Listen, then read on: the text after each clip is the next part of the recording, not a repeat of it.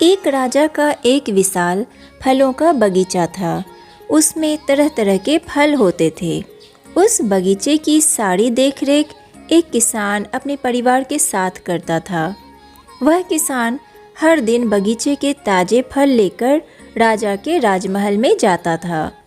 एक दिन किसान ने पेड़ों पे देखा नारियल, अमरूद, बेर और अंगूर पक कर तैयार हो रहे हैं। किसान सोचने लगा, आज कौन सा फल महाराज को अर्पित करूं? फिर उसे लगा अंगूर करने चाहिए क्योंकि वो तैयार हैं। इसलिए उसने अंगूरों की टोकरी भर ली और राजा को देने चल पड़ा। किसान राजमहल में पहुंचा तो देखा कि राजा किसी दूसरे ख्याल में खोया हुआ था और नाराज भी लग रहा था। किसान ने रोज की तरह मीठे रसीले अंगूरों की टोकरी राजा के सामने रख दी और थोड़ी दूर बैठ गया।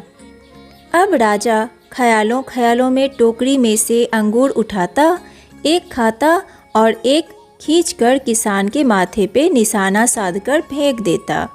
राजा का अंगूर जब भी किसान के माथे या शरीर पर लगता था, किसान कहता था, ईश्वर बड़ा दयालु है। राजा फिर और जोर से अंगूर फेंकता था।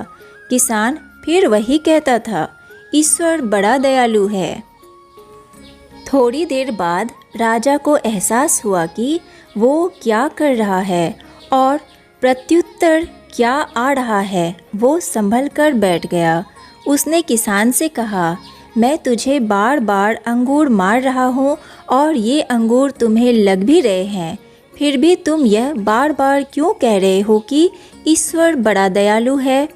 किसान ने नम्रता से बोला, महाराज, बागान में आज नारियल, बेर और अमरूद भी तैयार थे, पर मुझे भान हुआ क्यों ना आज आपके लिए अंगूर ले चलूं।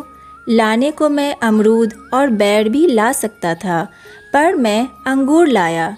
यदि अंगूर की जगह नारियल, बेर या बड़े बड़े अमरूद रखे होते तो आज मेरा हाल क्या होता। इसीलिए मैं कह रहा हूँ कि ईश्वर बड़ा दयालु है, क्योंकि ईश्वर हमारी कई मुसीबतों को बहुत हल्का करके हमें उबार लेते हैं।